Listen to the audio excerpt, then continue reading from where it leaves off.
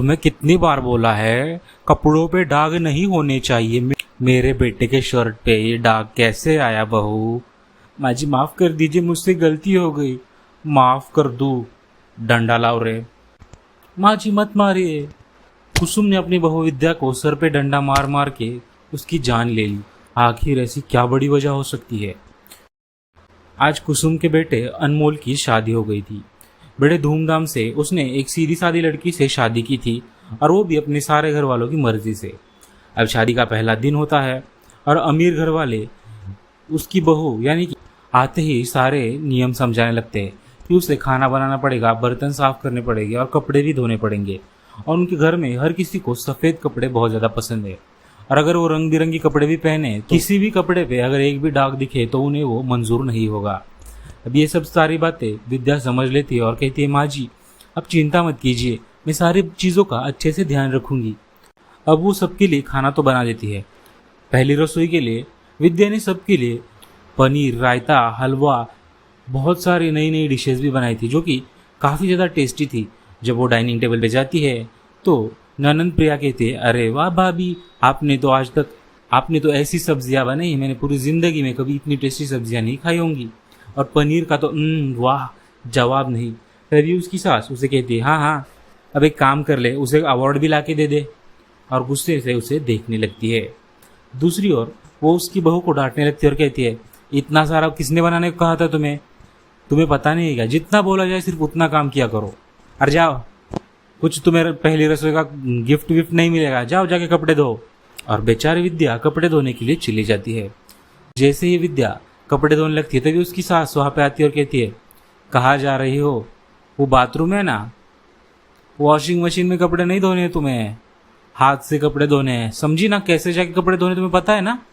और विद्या उसे हाँ कर देती है और जाकर विद्या कपड़े धोने लगती है। वो बड़ी मुश्किल से लगभग 2 घंटे की मेहनत के बाद अच्छे से कपड़े धो देती है। कपड़े तो धुल जाते हैं, लेकिन उसकी सास को वो पहले से ही पसंद नहीं थी, क्योंकि वो गरीब परिवार से आती है, ये उसे पता चल चुका था। ना दहेज में कुछ मिला था और उसकी लालची सास हर वक्त उसकी कमियां निकालने में माहिर थी। अब ऐसे ही एक दिन सुबह का समय था, नाश्ते के लिए अनमोल टेबल पे आ रहा था और आकर बैठ जाता है। और नाश्ते के लिए टेबल पर बैठते ही उसकी माँ कुसुम देख लेती है। अनमोल बेटा, ये तेरे शर्ट पे क्या है? कोई स्टिकर लगा के आया है क्या? तो अनमोल कहता है, अरे नहीं माँ, एक दाग लगा है, पता नहीं शर्ट से कैसे नहीं निकला, मुझे तो लगा निकल जाना चाहिए था, शायद हमें कपड़े भट्टी में देने की ज़रूरत है। तो कहती है, ऐसे कैसे, जा तेरी बीवी को बुला के ला। तभी विद्या वहाँ पे आती है, माँ जी मैं तो आ गई, क्या हुआ, कुछ गलती हो गई क्या माँ जी मुझसे? तुझे क्या कहा था बहू मैंने, कपड़ों पे दाग नहीं होने चाहिए, ये मेरे बेटे की शर्ट पे दाग कैसे आया? और उसे बहुत ज़्यादा खरी खोटी सुनाने लगती है। विद्या उसकी माफ़ी भी मांगती है, लेकिन उसकी सास घमंडी औरत उसकी एक चीज़ सुनने को तैयार नहीं थी। जब सारे घर वाले काम के लिए निकल जाते हैं तो वो कहती है, मैं इस गरीब को इस घर से ही मिटा देती हूँ। और उसकी सर पे डंडे मारने लगती है। तो वहाँ पर विद्या चिल्लाने और चीखने लगती है, उससे माफ़ी भी मांगती है, लेकिन निर्दयी कुसुम उसकी एक बात नहीं मानती और कहती है, मैंने तुम्हें कहा था ना कपड़े अच्छे से धोना, गरीब परिवार की लड़की, अमीरों के घर में रहने के लायक ही नहीं है तू। और वहीं पे उसकी मौत हो जाती है। सर से बहता हुआ खून वहाँ पर लथपथ हो चुका था। अब कुछ ही देर में उसकी लाश भी ठिकाने लगा देती है। और दूसरे दिन वो सबको ये बता देती है कि विद्या घर छोड़ के भाग गई है। ये सारी बातें सुन सारे परिवार वाले काफ़ी ज़्यादा उदास हो जाते हैं कि आखिर उनकी बहू ने उन्हें इतना बड़ा धोखा क्यों दिया। वक्त बीतता जाता है और कुछ ही दिनों में अचानक से उसे फिर से विद्या दिखाई देती है। कुसुम कहती है, ये विद्या ही है ना, विद्या बहू? तो उस पर विद्या की आवाज़ आती है, आओ माँ जी, कपड़े धो रही हूँ, तुम्हारे बेटे के भी कपड़े पे दाग निकाल रही हूँ, चिंता मत करना। अब ये डरावनी आवाज़ सुनकर कुसुम डर जाती है और कहती है, कौन हो तुम? और ये विद्या बहू जैसे कपड़े क्यों पहने हैं तुमने? तो चुड़ैल उसे बताती है कि मैं विद्या ही हूँ, तुमने उस दिन मेरा खून किया था ना, तुम्हें नहीं पसंद आए मेरे कपड़े, मैं फिर से धोऊंगी। और उसकी सास डर के मारे बेहोश हो जाती है। तभी सारे घर वाले वहाँ पर इकट्ठा हो जाते हैं और वो उस चुड़ैल को देखकर कहते हैं, ए चुड़ैल, कौन हो तुम और यहाँ पे क्यों आई हो? तब विद्या कहती है, मैं वही चुड़ैल हूँ जिसने एक दिन तुम्हारे कपड़े पे दाग छोड़ा था, इसलिए तुमने मेरे सर पे डंडे मार मार के मेरी जान ले ली थी।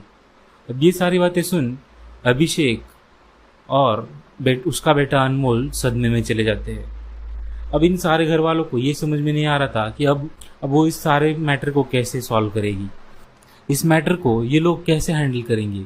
देखते ही देखते अनमोल कहता है, जो कुछ भी हुआ तुम्हारे साथ बहुत गलत हुआ, लेकिन मुझे पता है तुम एक अच्छी लड़की थी और तुम चाहे इंसान हो या चुड़ैल, मुझे कोई फर्क नहीं पड़ता। मैं तुमसे तब भी प्यार करता था और आज भी प्यार करता हूँ। और चुड़ैल का मन बहल जाता है।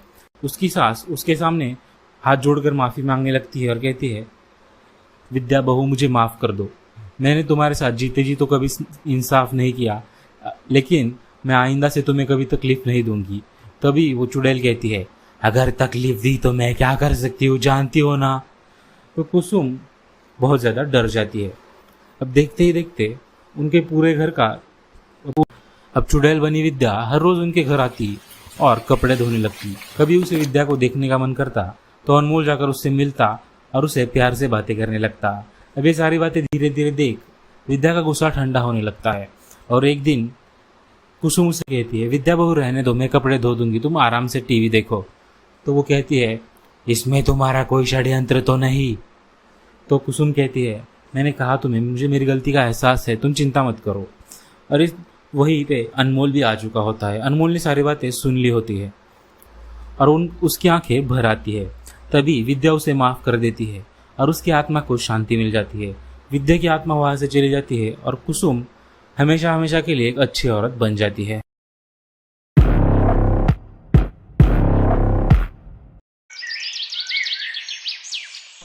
रात के 8 बजे जब किचन में पुष्पा देवी जाती है तो उसे बर्तनों की आवाज़ आती है।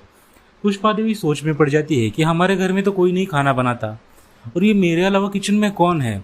जैसे ही पुष्पा देवी दरवाज़ा खोलती उसकी आंखें फटी की फटी रह जाती है और उसे अंदर एक बहुत डरावनी चुड़ैल दिखती है। और वो चुड़ैल पुष्पा देवी से कहती है, अंदर आ बुढ़िया, तेरे लिए वेज खाना बनाया है। और पुष्पा देवी वहीं पर डर के मारे गिर जाती है। आखिर ऐसा क्या बुरा किया है पुष्पा देवी ने इस चुड़ैल के साथ, आइए देखते हैं। सुबह 7 बजे पुष्पा देवी अपने बेटे के लिए, तुम सारे घर वालों के लिए ना खाना बना बना के मैं थक गई हूँ, जितना भी बनाऊँ कम पड़ जाता है। अब मुझे तो लगता है ना हमें कोई नौकर रखने की ज़रूरत है। नौकर नहीं तो कम से कम तुम देख विकास बेटा, अब तुझे बहू लानी पड़ेगी।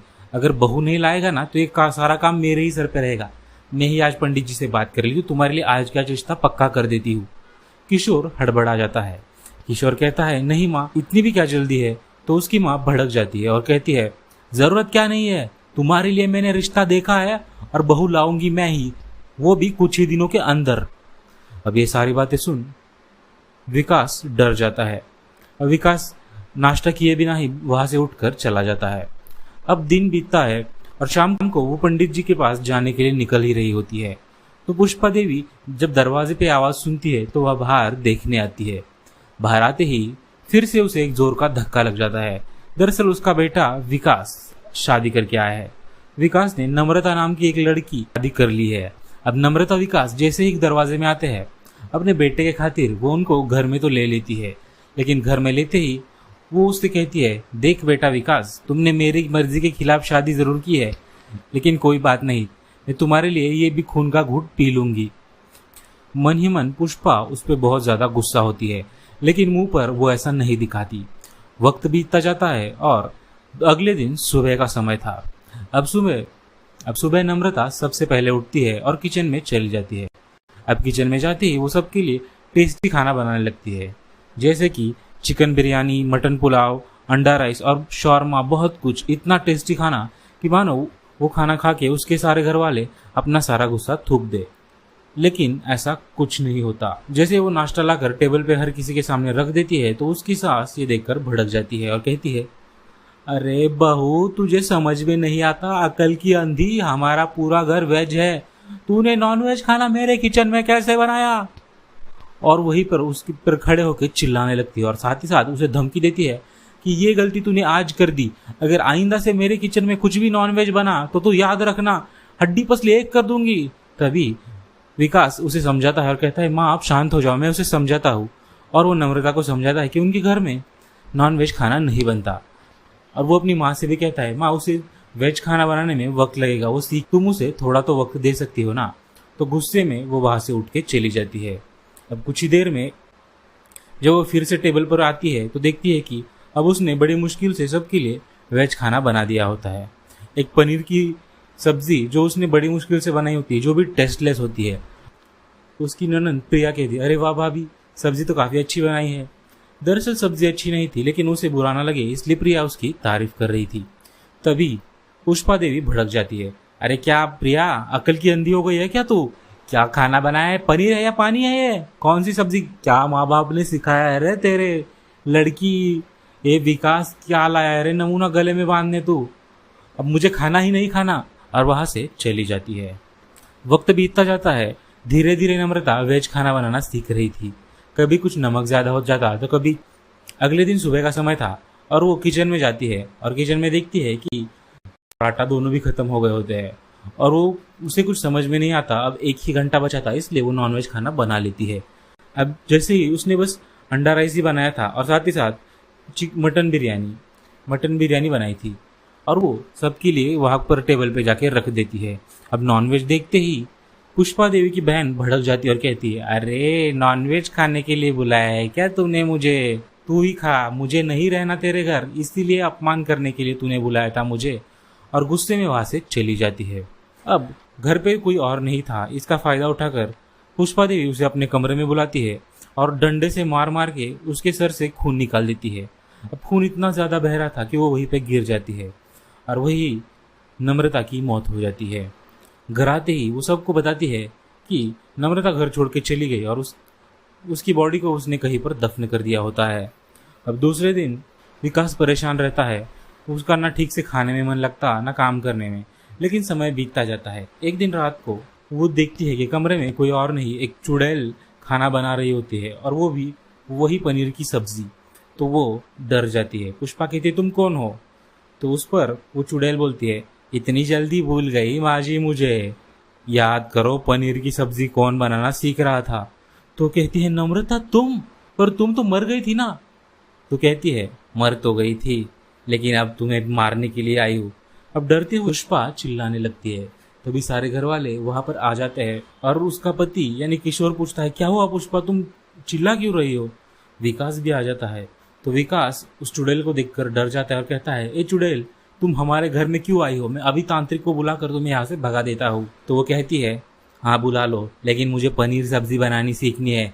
तेरी माँ को पसंद थी ना, जब जिंदा थी तो उसी की वजह से मारा था मुझे। तो वो पूछता है कि क्या कह रही हो माँ, ये क्या कह रही है? तो उसकी माँ चुप रह जाती है और उसे सारा वाकया समझ में आता है। देखते ही देखते विकास का गुस्सा 7वें आसमान पे चला जाता है और वो अपनी माँ को खूब खरी खोटी सुनाता है और कहता है कि आज इसकी चुड़ैल होने की असली वजह तुम हो माँ। उससे डरने की एक्टिंग क्या कर रहे हो? सच्ची चुड़ैल तो मुझे कभी कभी तुम ही लगती हो। अब उसकी माँ का दिल बहल जाता है और उसे काफी बुरा लगता है। और दूसरी ओर दरवाजे पे कोई बेल बजा रहा था। जैसे ही दरवाजा खुलता है अंदर पुलिस आती है और पुलिस पुष्पा को लेकर थाने चली जाती है। और अब घर वाले उसे चुड़ैल की तरह एक्सेप्ट कर लेते हैं और वो हर रोज उनके लिए वेज कभी नॉन वेज तरह तरह का खाना चुड़ैल बनाने लगती है और सारे घर वाले उसकी तारीफ करते हैं और खुशी खुशी एक साथ रहने लगते हैं।